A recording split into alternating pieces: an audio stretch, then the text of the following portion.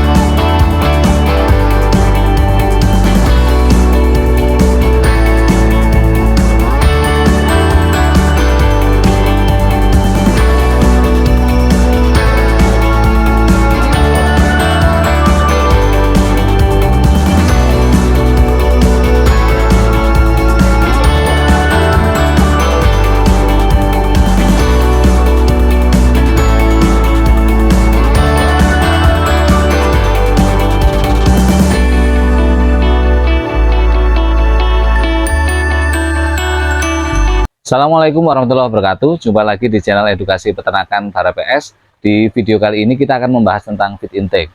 Feed intake itu apa? Pengaruhnya seperti apa ke produktivitas ayam? Dan juga ini sekaligus menjawab beberapa pertanyaan atau request yang masuk di kolom komentar ya, tentang ada yang mau membahas tentang feed intake, ada yang mau membahas tentang bagaimana cara meningkatkan konsumsi pakan atau nafsu makannya. Nah, itu kita bahas semua di video yang kali ini tentang feed intake ya. Yang pertama, feed intake itu apa? Feed intake itu pakan yang masuk atau pakan yang dikonsumsi oleh ayam. Berapa banyak ayam makan, nah itu yang dimaksud dengan feed intake. Mungkin kalau membaca di literatur atau membaca di buku atau apa, mungkin banyak istilah-istilah lain atau kalimat penjelasan yang lain, tapi pada intinya feed intake itu pakan yang masuk ke tubuh ayam. Konsumsi pakannya berapa, itulah yang dimaksud dengan feed intake. Feed intake sendiri itu biasanya satuannya itu gram per ekor per hari ya. Jadi kalau misalnya kita ngasih pakan ayam, misalnya ayam 1000 ekor, makan 120 kilo. Berarti 120 kilo itu dibagi 1000 ekor, per ekornya ketemu sekitar 120 gram per ekor per hari. Itu yang dimaksud feed intake-nya berapa, ya feed intake-nya berarti 120 gram. Maksudnya seperti itu ya. Nah, kenapa feed intake ini penting untuk diperhatikan ya. Jadi feed intake itu kan pakan yang masuk ya. Ayam bertelur, berproduksi, hidup, dan lain-lain sumbernya kan dari pakan. Makanya itulah kenapa feed intake itu memang sangat penting untuk diperhatikan. Nah, kalau makannya nggak masuk, feed intake-nya kurang, berarti dengan kata lain, dia kecukupan nutrisinya kurang, baik secara kuantitas maupun kualitasnya. Sehingga ayam tersebut tidak dapat berproduksi, bahkan mungkin buat hidup saja mungkin belum cukup. Nah, itulah kenapa kita penting untuk memperhatikan feed intake. Berapa pakan yang masuk ke tubuh ayam, konsumsi ayamnya itu per ekor berapa sebenarnya.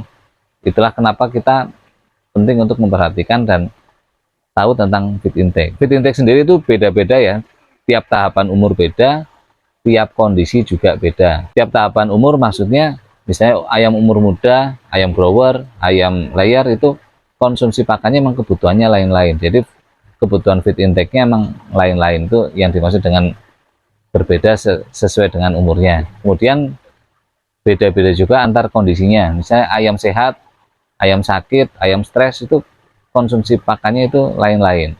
Kemudian juga kondisi yang lain, maksudnya kondisi di lingkungan di sekitar.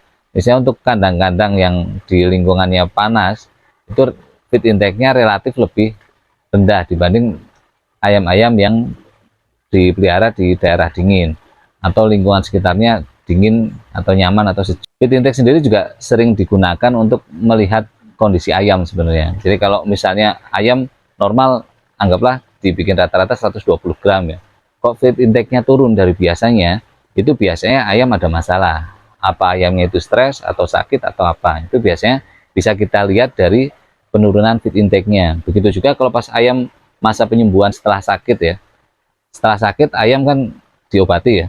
Nah, masa recovery itu biasanya kalau ayam sudah mulai mau sembuh, biasanya konsumsi pakannya naik, feed intake-nya naik. Misalnya pas normal 120, pas sakit 110, nah menjelang normal lagi biasanya naik mulai 112, 115, itu berarti ayamnya feed intake-nya sudah mulai meningkat, biasanya tanda-tanda mau proses penyembuhan penyakitnya mau ke arah sehat. Kemudian kondisi kandang ya, kondisi kandang yang nyaman, sejuk, dan sesuai dengan yang ayam butuhkan itu biasanya akan memudahkan ayam untuk feed intake-nya masuk.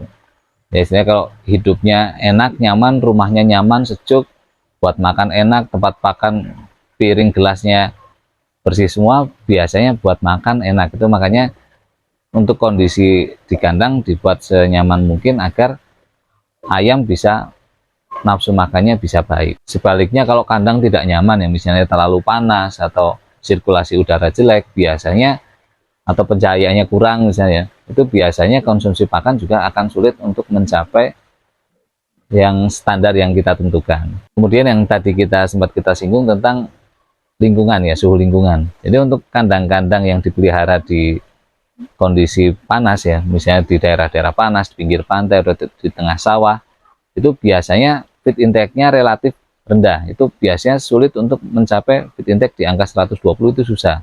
Seringkali tercapainya hanya 110 sampai 115. Begitu juga sebaliknya kalau di kandang di daerah dingin ya, ayam yang dipelihara di daerah dingin itu feed intake-nya itu bisa lebih dari standar. Misalnya standar 120, di daerah dingin itu bisa tercapai 125, bahkan 130, bahkan ada yang sampai 135. Bukan tidak mungkin ayam itu makannya sampai 135. Itu di peternak-peternak daerah atas, daerah Banjarnegara atas yang daerah dingin, itu kalau di full terus itu bisa sampai 135. Tapi efeknya telurnya terlalu besar, jadi dikomplain sama pelanggannya. Nah, kalau misalnya di kandangnya Pak Rahmat ya, itu sudah dicoba 125, 130, 135, akhirnya mereka ketemu di angka 127. Nah, itu perbedaan suhu lingkungan, perbedaan tempat memelihara itu juga sangat berpengaruh terhadap feed intake-nya. Terus gimana? Itu boleh apa tidak feed intake-nya lebih atau kurang atau gimana? Itu kalau memang kondisinya tidak memungkinkan, ya itu memang misalnya di daerah panas ya mau digimana-gimanain, kalau pakai kandang open ya tetap feed intake-nya misalnya maksimal 110 atau 115. Nah, itu caranya adalah dengan merubah formulasi di pakannya. Itu juga yang daerah dingin itu dirubah di formulasi pakannya. Kalau makannya sedikit tidak bisa sampai ke 120, berarti pakannya yang dipadatkan, nutrisinya dipadatkan, sehingga untuk hanya makan 110 atau 115 gizinya sudah mencukupi sesuai dengan ayam yang makannya 120. Begitu juga kalau yang di atasnya, berarti konsumsi pakannya lebih dari standar, berarti istilahnya pakannya bisa diajarkan. Untuk formulasinya mungkin bisa ditambah di jagungnya. Nah, untuk formulasi lebih tepatnya sebaiknya dikonsultasikan dulu sama orang yang lebih paham dengan masalah nutrisi, dengan masalah pakan. Jadi tidak asal-asalan mengurangi pakan, nambah pakan, atau nambah jagungnya, nambah konsentratnya, itu tidak boleh asal-asalan, karena di situ harus diperhitungkan pakan yang seimbang, proteinnya harus berapa, energinya berapa, campurannya mau seperti apa. Nah, itu harus diperhatikan. Makanya untuk ayam-ayam yang dipelihara di kondisi yang tidak standar dengan pakan yang harus diformulasi ulang, dikonsultasikan dulu ke orang yang lebih paham masalah nutrisi. Nah, kadangkala kita ketemu sama kondisi-kondisi yang sebenarnya kandangnya kandang sedang nih, di daerah sedang yang umumnya bisa tercapai 120, tapi hanya tercapai 115, atau istilahnya nafsu makannya kurang. Nah, itu ada beberapa hal yang bisa kita lakukan untuk meningkatkan nafsu makan ayamnya. Yang pertama, kita tingkatkan frekuensi pemberian pakan. Jadi kalau umumnya kita memberi pakan itu sehari 2 kali ya, misalnya jam setengah 7 pagi, apa jam 6, apa jam 7, siangnya kita kasih jam 1 siang atau jam 2 siang, atau setengah 2. Nah, itu kalau untuk dalam rangka meningkatkan konsumsi pakan, meningkatkan nafsu makannya, itu bisa dengan trik yang pertama, itu frekuensinya dibikin sering, jadi minimal jadi 3 kali. Jadi pagi, siang, sama sore dikasih makan. Jatah misalnya sehari 120 ya dibagi 3, pagi 30, siang 30, menjelang sore nanti 30 lagi. Bisa diakali dengan itu. Cara yang kedua, itu kita menambah pencahayaan. Yang jelas kalau di kandang itu harus kita perhatikan ya pencahayaannya, walaupun siang hari, tapi kalau memang kondisinya mendung, lampunya dinyalakan. Itu seringkali sangat mengganggu. Selain masalah hormonal di reproduksi ya, itu juga mengganggu masalah konsumsi pakan. Kalau misalnya di cuaca yang musim hujan misalnya, siang jam 1 udah mendung, kadang di kandang itu sudah mendung, sudah gelap ya.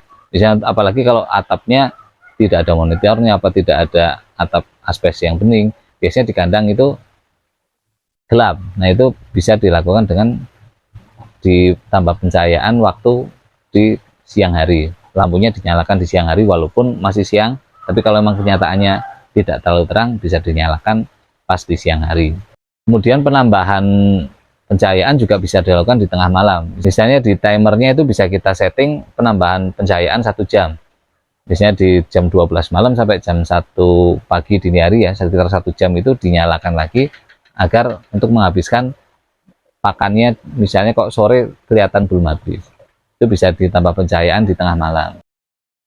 Kemudian yang ketiga, kalau orang sini bilang tuh dikorei, saya nggak tahu di daerah lain mungkin istilahnya apa, tapi intinya pakan itu di korak-kareh, nanti bisa dilihat di videonya ya, seperti ini namun dikorei. Itu tujuannya ayam itu merasa kayak pakan itu pakan baru, makan masih fresh, sehingga ayam nanti nafsu makannya bisa meningkat dengan adanya mereka taunya ayam pakannya pakan baru karena baru dibalik atau di apa ya kalau di daerah lain ya, istilah kalau daerah sini dikorei lah gitu. Kemudian yang keempat, kita bisa memberikan vitamin untuk penambah nafsu makan. Vitamin penambah nafsu makan biasanya isinya itu kurkuma atau kunyit. Jadi, mereknya apapun lah ya, mau Kumafit, Kurkumafit atau yang lain, tapi intinya itu menambah nafsu makan. Yang biasanya isinya itu vitamin plus kurkuma atau kunyit. Mau pakai kunyit sendiri silakan, tapi harus diperhitungkan benar-benar tentang dosisnya. Kalau ayamnya sedikit sih saya kira masih memungkinkan ya kalau mau pakai kunyit diolah sendiri. Tapi kalau ayamnya banyak, cukup merepotkan juga itu. Kalau misalnya kita harus mengolah kunyit dalam jumlah banyak untuk ayam yang banyak, saya kira cukup merepotkan. Mungkin ya bisa lebih praktisnya pakai yang dari pabrikan. Kemudian yang kelima atau yang terakhir itu biasanya dikocor atau ditambahkan air. Biasanya airnya nanti ditambah vitamin biar ada rasanya gitu ya, terus dikocor ke pakannya. Itu cara yang kelima seperti itu. Cara kelima pun untuk peternak zaman dulu banyak yang pakai seperti itu. Peternak zaman sekarang juga masih banyak yang pakai seperti itu. Itu nggak jelek ya, itu memang merangsang ayam untuk nafsu makannya tinggi. Tapi punya beberapa kelemahan. Misalnya ayamnya itu kalau orang sini bilang tuman. Karena kebiasaan biasa dikasih kocor air, nanti kalau misalnya nggak dikocor air, ayamnya itu nggak mau makan. Itu kalau orang sini bilang tuman ya. Yang kedua, kalau tidak bersih, pakannya tidak sampai habis bersih, itu juga akan memicu penyakit yang lain, bisa jamur, bisa juga bakteri yang akan berkembang melalui pakan yang tidak habis tersebut. Nah itu ada sekitar 5 trik, mungkin di tempat lain ada trik-trik lain ya. Itu bisa digunakan semua 5-5-nya, bisa digunakan 1 atau 2 atau 3, tergantung kondisi yang teman-teman semua alami. Misalnya memang hanya perlu pencahayaan, mungkin hanya perlu dikorak-kareh, mungkin hanya perlu ditambah vitamin. Nah, itu tergantung kondisinya di peternakan masing-masing. Harapannya kalau upaya-upaya tersebut sudah dilaksanakan, harapannya feed intake-nya bisa masuk. Konsumsi pakan ayamnya bisa masuk sesuai standar. Nah, kalau masuk sesuai standar, harapannya pakan itu bisa mencukupi kebutuhan ayam baik secara kualitas maupun kuantitasnya. Lalu pertanyaannya, kalau ayam sudah makan sesuai standar, apa otomatis bisa bertelur normal lagi? Itu banyak faktor yang mempengaruhi. Itu salah satunya feed intake, tapi itu bukan satu-satunya faktor. Kemudian misalnya kita ganti pakan, mau ganti pakan ke yang lebih baik maupun yang lebih jelek, itu efeknya juga tidak langsung otomatis saat itu juga. Misalnya sekarang dikasih, biasanya pakan jelek misalnya, pakan kualitas rendah, hari ini dikasih pakan kualitas bagus, itu juga nggak otomatis nanti sore apa besok pagi keluar telur sesuai yang standar kualitas bagus. Itu nggak bisa seperti itu. Jadi mekanismenya dalam tubuh ayam itu, kalau ayam makan itu dideposit dulu ke dalam tubuh. Jadi makan dideposit dalam tubuh. Nah, untuk produksi telur hari ini itu mengeluarkan atau mengambil dari deposit yang ada di tubuh. Nah, kalau diibaratkan kayak yang mudah ya, kayak kita orang nabung sama orang ambil tabungan ya, atau belanja. Nah, kalau nabungnya sama belanjanya nggak seimbang, itu juga nantinya akan tekor. Jadi harus seimbang antara yang masuk dan keluar. Nah, itu juga Misalnya kemarin memang kualitas pakannya tidak baik ya, berarti yang buat produksi hari ini ya memang harus pakan yang kemarin. Nah, yang masuk hari ini itu biasanya efeknya kelihatan sekitar seminggu 2 minggu setelahnya. Jadi nggak langsung ya. Jadi makan diperbaiki sekarang, peningkatannya mungkin sekitar seminggu sampai 2 minggu setelahnya. Begitu juga kalau biasa pakan yang kualitas bagus dikasih pakan dengan kualitas yang jelek, itu biasanya juga efeknya nggak langsung sehari 2 hari. Biasanya rata-rata ya seminggu 2 minggu baru kelihatan efeknya. Terus kadang-kadang ada kasus peternak itu seneng ya kalau misalnya melihara pas di umur-umur puncak ya, makannya sedikit kok produksinya banyak. Itu jangan seneng dulu.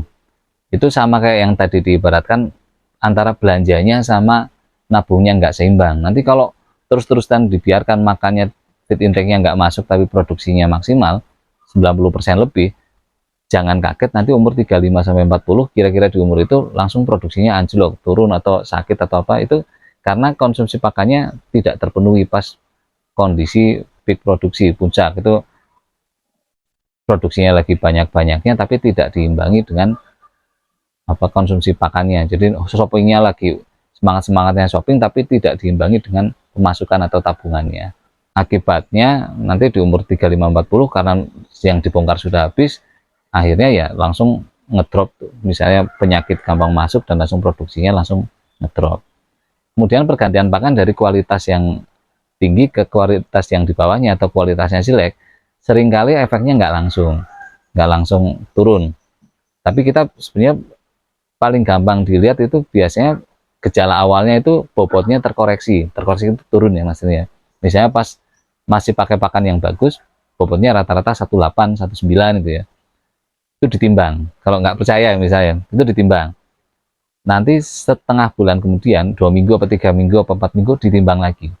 Biasanya kalau misalnya pakannya kualitasnya turun, itu biasanya yang tadinya 18, 19 sekitar sebulan kemudian itu turun jadi 17, bahkan hanya 16. Nah, itu biasanya yang paling mencolok kelihatan di bobotnya itu langsung turun segitu, dan selanjutnya produksinya juga tidak bisa sebagus pas sebelumnya. Pas kondisi tubuhnya bagus, bobotnya ideal, itu produksinya bisa maksimal. Tapi begitu produksinya bobotnya mulai terkoreksi jadi 17, pas lagi 16, biasanya produksinya juga mengikuti, tidak bisa maksimal. Begitu ya, kira-kira seperti itu tentang feed intake, tentang kualitas pakan, tentang pengaruhnya feed intake terhadap produktivitas ayam. Kira-kira seperti itu. Nanti kalau misalnya ada yang belum jelas, silahkan ditulis di kolom komentar, atau mau request pembahasan yang lain juga silahkan ditulis di kolom komentar, akan saya jawab semampu saya. Terima kasih sudah menonton videonya. Jangan lupa like and subscribe channelnya. Terima kasih. Wassalamualaikum warahmatullahi wabarakatuh.